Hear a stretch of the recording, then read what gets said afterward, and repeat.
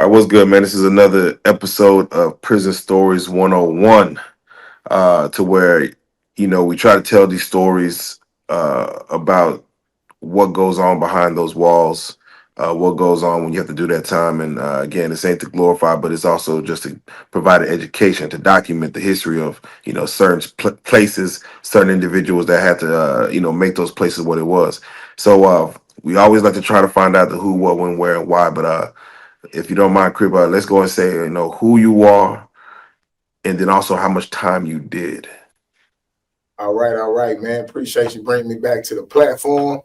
It's your boy, Robert Hockley, CEO Hockley, or, when I did time and I was in prison, it's Crib Night, man, the one and only. Definitely. Now, for those that don't know, you did time. If you don't mind speaking on as far as when you did the time, from what year you went in to what year you got out, and how many, for those who can't do math, how Right, much right. time did you do? I can't do math. Well, I started going to jail when I was 13 to the age of 25. That's my first arrest. The longest time I've done was 8 years. I did 7 years and 3 months on an 8-year sentence in the Texas Department of Criminal Justice. And I went in 1995 and I was released in 2003. I had like 9 months of parole left. For those that don't know, the units I was on was Burning Hell Unit, Clemens, and Gladiator School, Ferguson, Midway, Texas. Okay, definitely. Gee, I will, as we find out the where, we find out the when, we try to go into the who. Who was affected by you having to go sit down, meaning the crime that was allegedly committed or anything of that nature, Right. who was affected on that end, but also for you, your family, who you left behind, who was affected as far as who was left behind based on you having to go sit down. Right. Well, when I went and sat down, I was 17 years old. So I was a child, definitely adult by the criminal justice means, but I was a child in that I hadn't started living life or experiencing life, but I had been so consumed with with poverty, living in the streets, the day-to-day struggles, trying to survive, trying to make something happen. And when I went to prison, man, I would definitely say my mother and my father was impacted the most. I mean, what we don't realize is that you somebody's child. And I'm saying that to say this. Everybody that has children or one day want to have children have these great hopes for their children. Like if I have a child, he's going to be this great reflection of me. He's going to be, I'm going to provide mine with everything I never had. Well, it took me to be in prison to realize that I was somebody's child. And I had basically, reneged on their hopes. My mother didn't want to see her child in prison. My father didn't want to see his son in prison. I had sisters and brothers, but at the time, ignorance led me to believe that this was the way. This was the rites of passage of being a man. You ain't real until you able to face the punishment for what you do. And as a child, that meant everything. Like, hey, I'm about it. I'm willing to go do it. So let's rock, let's roll. So I definitely affected my mother, who was a young mother.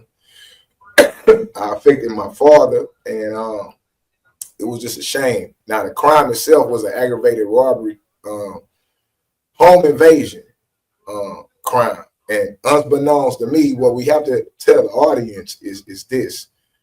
I definitely victimized the people in the home robbery of their peace, of their sanctity of their house, and I was sentenced for it.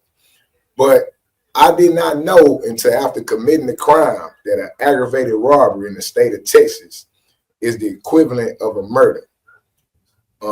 It falls under the first degree felony category, meaning if I walk outside and shoot somebody and kill them, I will be facing 5 to 99 years. If I walk outside, shoot somebody, if I walk outside and pull out a weapon and rob them, whether it's a gun or a knife or bat. If I walk outside and rob them with a weapon, I'm also facing 5 to 99 years in prison. I had no idea of this until I was in the situation and arrested for a robbery case. So everybody was affected. The people that was robbed, my parents, um, everybody was affected, man. Okay, yeah, no, it's interesting to understand the justice system once you're in there. And just staying right there. At what point did you know that it carried the same, or at what point did it hit you that it carried the same as if you was to murder somebody? Was that something the lawyer told you, or something you just had to read about, or just something that? Right. Well, the first thing that happens once you're arrested, man, you run into what they call jailhouse lawyers. Right. I don't know if you ever heard of that term. A jailhouse lawyer is somebody that is actually in jail, been doing time, and know all the laws and all the rules. So once I got inside the county jail and started talking to people about my time, the jailhouse lawyers, the inmates, the people living next to me started telling me what I was facing and what category I was in. So that's the first time it dawned on me, because I was in there with people that had committed murder and was facing time for murder or fighting murder cases, and I was in that category. They give you different bands once you go into jail to label what kind of offense you are. And at this time, like a red and gray band, meaning you was a first degree felon. You had first degree felony charges. And I had a red band with somebody that killed 2 people. I was like, Mm, wait, I didn't do that. Like, hey man, I need another band. They like, nah, you didn't do that, but you facing the same time. That's when I realized it. okay, we get the who, what, you know, and the where, but we also try to find out the why. Meaning, for you to have caused this crime, some circumstances in your life led you to be able to have to, do this, whether it's to feed your Right. family, whether it's partners, gang activity. Can you kind of go into the why you were caught up in a scenario where you had to commit this crime to serve that time? Well, it was definitely because I was involved in gang activity. I'm from Galveston, Texas, and in my community, like many other communities throughout the 90s, it was ravaged with gangs and drugs, right? So I was a product of my environment. That's what we used to say back in the day. But the environment is one thing. You have to, the audience have to realize something that it took me years to understand about going to prison. We're not talking about going to jail or being arrested. Me or you could walk outside the door today and we could be arrested, in some shape or form. But going to jail is, I mean, going to prison, you have to be very deliberate to go to prison. And that's what I didn't understand. People are very deliberate in their day-to-day activity that gives them the reward of a prison sentence. So I was waking up every day participating and involving myself with people that was willing to go to prison. And that's what led me to prison in this particular incident. It wasn't even like something I was planning. I didn't wake up that day thinking like, hey man, I'm gonna do a home invasion today. And I think this is a way to get some money. No, what I was doing, I was waking up every day, seizing opportunities to go to prison. This was one of them that when I knocked on that door, it opened and it led me to prison. So your behavior, man, your day-to-day behavior and the deliberacy in being ignorant and not caring about the consequences rewarded me with an 8-year TDC bump in cell, man. Man, okay. All right, let's get right into it. You know, everyone has their own perception of what prison is as far as getting put into the system and having to serve that time. You were sentenced to 8 years, so you knew you had an out date, correct? Correct. Can you explain how the first day going in, and what unit was it that you hit on the first day? Let me know what preconceived notions you had about it? Did you already have family members or gang members in there saying they got you, or what was your first day like mentally? The first day, and what did they put you through? Right, First day walking in. right. So before you go to prison, you of course you fight your case in the county jail, and then after you get sentenced, you head the county jail that you in turn you over. You become custody of the state. So the county releases you to the state. You are custody of the state. In Texas back then in the 90s, they had intake facilities like Holiday Unit and different units that did intake. What is that? They bring you in, they cut your hair, they take blood from you, your weight, your height, any medical condition, things like that. You go through intake so they can classify you and see where they want to put you in the system. Again, this whole thing is controlled and ran and designed in a way to benefit itself. So when I came in, I already was profiled and they already knew how they wanted to treat me. I had an 8-year sentence. Now you got to think. Right now, if I tell you, hey, I got $15,000 for you, but you got to get it in 8 years, you could get it. You'll be like, damn, that's a long time. And that's me at being 46 years old. When I was 17 and I looked at that date that I wasn't going to get released until I was 25, at the age of 17, that was basically half my life, a third of my life by the time I reached 25. So I felt like that was 100 years away. So to answer your question of what my thoughts was, I was at the end of the road. I felt like I had reached the bottom. I felt like a person with a life sentence and I was going to never come home.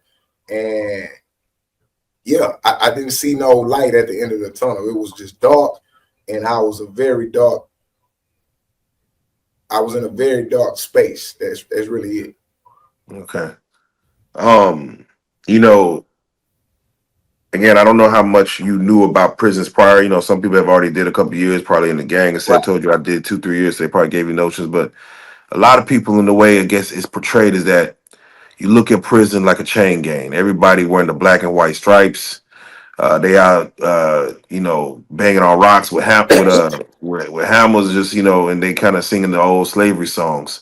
As far as the old Hollywood look of prison, right, um, how accurate is that slave look, that slave feel, that slave mentality from the moment you walk in, or is it more of just a new community you're in? Like, all right, bet I'm a community, I just can't go nowhere. right. Now, it was definitely slavery. I mean, like I spoke before, the United States Constitution, 13th Amendment, tell you that slavery is illegal in the United States unless you convicted of a crime. That's it. Prison is definitely slavery by all means. Now, it ain't as romantic as the chain gang to describe going to prison in the 90s. The prison in the 90s was a breeding ground. It was a breeding ground and a proving ground for all the uh, gangsters, all the street people to prove themselves, right? It was a place where everybody within the state could meet up unknowingly and prove if they the biggest gangster or not, to prove if they set or they neighborhood is the hardest. Is them Oak Cliff niggas really still? You know what I'm saying? It was that kind of mentality. We took it like that. When we went into the system, and it was my first time, I had no prior history of going into prison, even though I've been through juvenile and things like that. But it was a proving ground. It was a rites of passage, if you ever heard that. That's the way it was viewed. But it was definitely slavery to the highest form. Uh, like I spoke on before, man, we was forced to pick cotton. And everybody have their own experience. But like I say, in my experience of going to prison, I was unfortunate enough to be in a situation where someone I knew from the world that I went to school with was murdered in a racial riot inside a prison. So yeah, man, it was a terrible, terrible place, man. Terrible. Now, now I've never physically like picked cotton. Like I don't understand how cotton grows or works. For those who have never actually picked cotton, can you explain like what is expected when you wake up, you get out there? what is a good load, what's a bad load, what's a good day of picking cotton. Actually, what is the process of picking cotton? Like what, like gloves on? I mean, what Right. If you ever now, to your last question, you depict or referred to a movie and asked it, was it like that? And I say, no, the movie got it wrong as it relates to that. The movie ain't got it wrong as it relates to picking cotton. If you ever saw any slave movie or any movie where black people was forced to pick cotton, it was exactly that. Yeah, it was exactly that. Meaning you woke up and they called them hoe squads. Yeah, I was in 13 hole on Ferguson. I was in 8 hole on Clemens. They call them hoe squads, meaning um the tool that you use to operate out here is a manual tool and it's a garden hoe. So you got anywhere from 15 to 25 people in each squad. As it relates to cotton though, we will wake up, go out to a trailer, get on the back of a trailer, and we will ride out to the cotton fields. And once you got to the cotton fields, I mean, it's as white as the eye. It looks like snow on the ground, but it's actually all cotton. Cotton grows out of a bud from a plant, right? So it sticks up out the ground.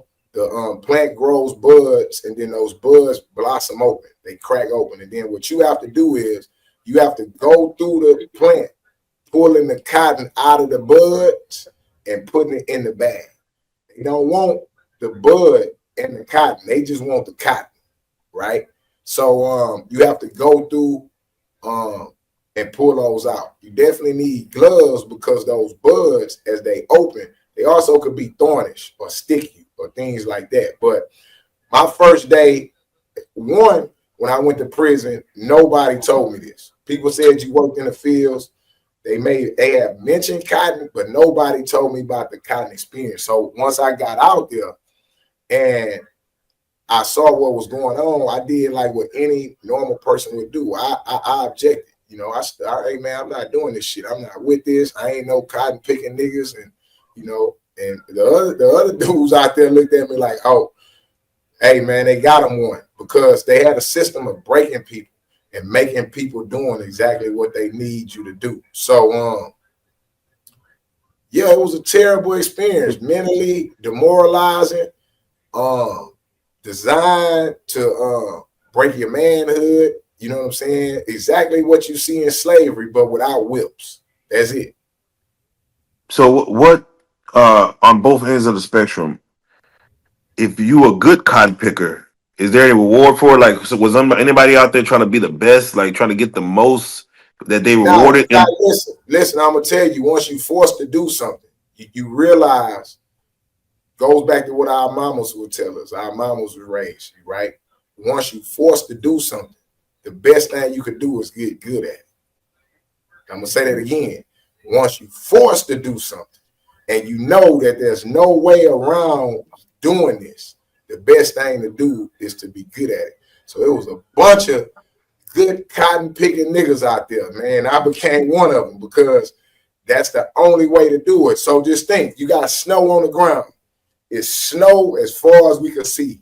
And I think we got eyesights up to what, 20 miles, 30 miles, or something like that of snow on the ground. So we gonna line everybody up, right? And as we move forward, as this large line of human beings move forward, the white turns into brown as you go through it.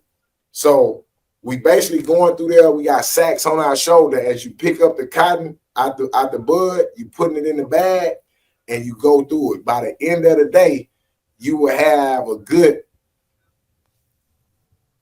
10, 12 miles of cotton pick and big bags. So as you go through the row, you get to the end of the row and your bag is full. You have to pick the bag up, throw it on your shoulders, and walk it back to the end to where a trailer could pick it up. And they gave you mattress sacks. Think of your mattress that you sleep on. You have to fill up empty mattress sacks of cotton, hand picked back then. I mean, it was brutal. We went 2 times a day. Work start at 5 o'clock in the morning. You come back in at 11, and then work come back out at 1 o'clock in the afternoon. You come back in at 6 o'clock. Yeah, every day. Uh, for those who refused to pick that certain day or just pick at all, what was the punishment in regards? Well, you had several punishments that you just wasn't prepared for. It's your first time out there. Of course, they know you're gonna reject. So the first punishment is to lock you in what we call a steel seville. I explained this before. This is a trailer with a wire fence net around it, a chicken wire around it, and they handcuff you and they put you in a trailer as a form of security. But you would think they like gonna take you into the building. They don't. They handcuff you and they put this trailer in the middle of the cotton field. If we start working in the cotton field is 15 miles long, they put this trailer about 5 miles out, and they leave you out there sitting in the heat, handcuffed behind your back. No, it's no chair in there. Think of it of a back of a pickup bed, and that's where you will spend the first half. So if that don't break you, so let's say like for instance, I did that my first day, I was put in there. And when 11 o'clock came, they unhandcuffed me, brought me in with everybody else. When I went in, I realized if I go back out on the second half and I don't pick cotton, they're going to put me back in there, right? So I'm not volunteering to go back out to get back put in the steel seville. So I don't go out the second half. Like I'm not even going out there. So you would think that's the best preventive measure, not go. Well, they figured that out. I didn't go that day. So guess what? I didn't go the next day. And they give you a write-up. You know, it's a disciplinary action where they write you up.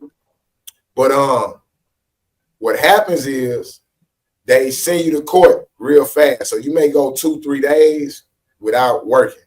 And they run you through disciplinary court and they realize that you don't want to work. The first thing they do is strip you of all your privilege and put you on cell restriction. So every day you're not working, think of it like on the line of credit. This is building up that you're not paying. Every day you're not working, you're going deeper and deeper and deeper in the hole.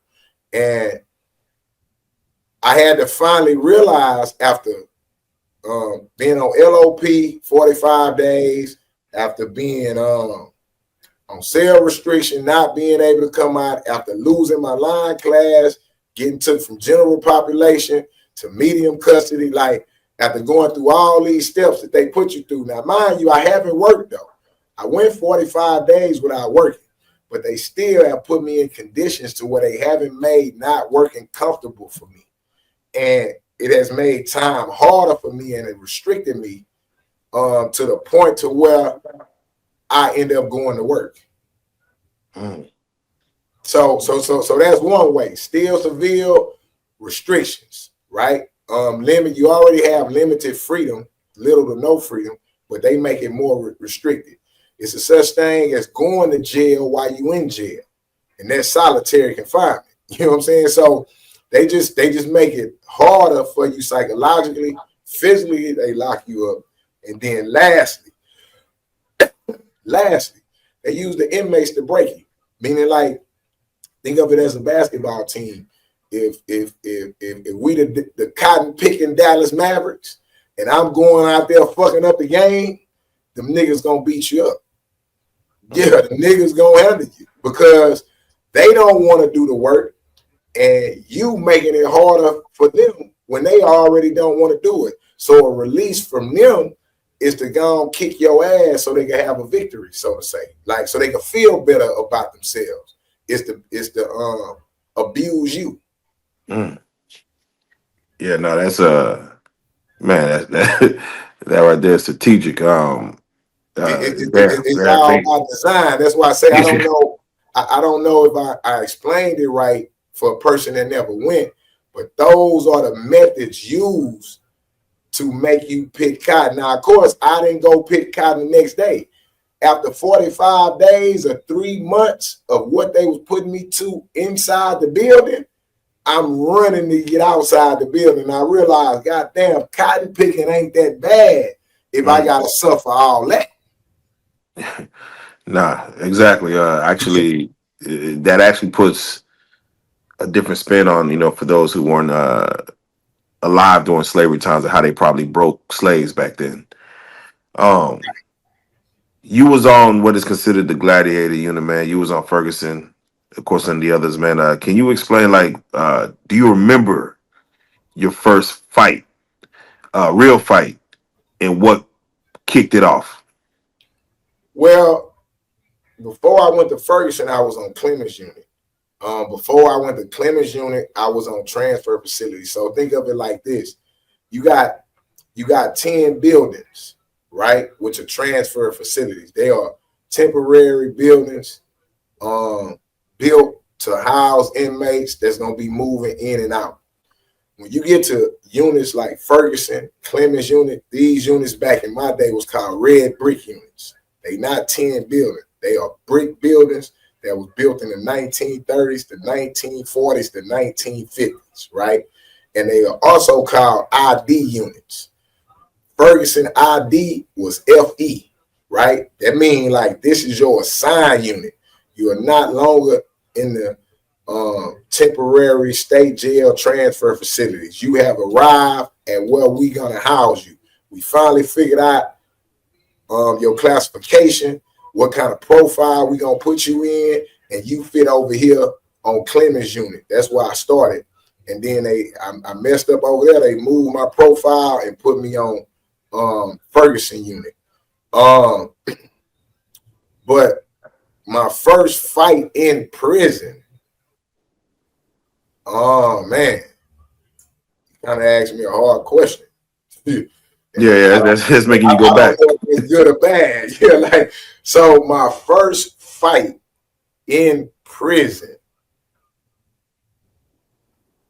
was a ride. My first fight in prison was a ride. I started a ride. The first time I had to physically get into it with somebody, I started a ride. And I got into it with Mexicans, and it was Hispanic. So another culture shock for me going into prison was being housed with Mexicans. Of course, black and brown people are abused in this country to the highest degree. Not only do black people suffer, Mexican people suffer also. They don't have a history of slavery, but they still have the history of abuse. So it was my first time being housed and living around Mexicans. And of course, as a black man, I think our ice is colder. Yeah, straight like that. And because it was my first time in prison and being housed around Mexicans, I violated a few codes that led to an all-out ride on the unit I was on. And that was basically me confronting the Mexican about something, him reacting, and then me beating him up. And because I did that, that created a ride. They went and got more people. They went and got more Mexicans. I started fighting them, and then the blacks started helping me. And we didn't even know each other. As black people then, I had to be 18 years old, but my first fight was a ride. And that fight got me classified to go to Burning Hell on Clemens unit. And my first fight What is burning hell? Burning Hell is the class. So you got Ferguson, and its classification is Gladiator School. You have Clemens unit, and its classification is Burning Hell. Okay. It was a former, and again, these places are former slave plantations. Also, let's get that right. Meaning, when they before they abolished slavery, these fields was worked by slaves. These crops was worked by slaves. Okay, just because you abolish slavery doesn't mean that the people that own the plantation, when we say plantation, plantation means crops, farms, plants. Like that's where we get the word plantation from. These are agricultural businesses, right? And when slavery ended, the plantation, Clemens unit, it wasn't Clemens unit. Clemens was probably the name of the people that owned that plantation, right? They transformed it to a work release program because the only way you can have slavery is if you arrested somebody and you committed a crime. So the slaves that was let free was only arrested and sent back to the plantation so they could work. So to speak. So Burn in Hell, Clemens Unit, Brazuria County, in Brazuria County, Texas, was a slave plantation. And that's why I sent first. And my first fight there was, I had a fight there my first day, my first 2 hours there, I got into a fight on check-in. Yeah. So when you get to the ID units, you have things like check-ins back in that day. So when I got there, my first fight was check-in. Yeah. Okay. You know, and before we get there, if you don't mind, speaking on just being in prison, just being there. Did it ever get to the point where it broke you? Like, everyone's like, all right, I'm gonna just deal with basically the day to day. I'm gonna make my time. I'm gonna do my time because again, you got to outdate. It's not like you got life. But did there ever come a time, a situation you saw something happen to somebody, this or that, or just maybe in the whole something that it almost just broke you to where like you can't do this no more. Hell, you might be contemplating suicide. I can't do this anymore. Right now, I can tell you this, man. People ask me, and these may be one of your questions down the line. People ask me all the time, like, did prison help you or anything like that? But prison is designed to break you, bro. It's designed to break you. So you asking me, did it break me? It broke me, but it didn't break me down. Meaning, like, how you have a fight and you got to get back up every day. It broke you. It knocked you on your ass. That's the whole setup of prison. And that's why I always say prison didn't do nothing for me other than introduce me to myself. You know what I'm saying? I got to know who I was because I was faced with adversity every day. You know what I'm saying? For 7 years, 3 months, and 9 days, I was faced with adversity. So prison breaks everybody. Yeah, it breaks everybody, but it never got bad for me to the point to where I would think about killing myself or, no, it didn't break me that, but it was designed to do just that. I was pushed to limits that I was never pushed before, from picking cotton to whatever you think of. And you said, well, you had an out date, so it should have been easier for you. No, it really don't work like that. It's easier for the people that ain't never getting out because they already know they not getting out and they know that this is how life is going to be for them for a long time or forever. So it's easier for them to adjust to what's going on than it was for me to adjust with what was going on. And that's why I ended up doing a lot of my time because I never really adjusted to the way I was treated in prison. You know what I'm saying? I stayed in disciplinary because I never adjusted to it. So, yeah, prison broke me in many ways. It didn't break me down. I didn't contemplate suicide, but it's anxiety on the highest level. Yeah, for those, for when you're in there, they speak of being institutionalized. Let's just say when you're 4 or 5 years in, not the first 3 years, you're kind of understanding the system, but once you 4 or 5 years in, you kind of been in there for a while. What is a typical, if you don't mind walking us through it, what is a typical day in the life? Like wake up. Right. Well, I could give you this, right? I can give you this from my experience. At what point in my experience did I become institutionalized and accepted that I wasn't gonna be here? I mean that I was gonna be in prison for a while, right? I remember that kind of vividly.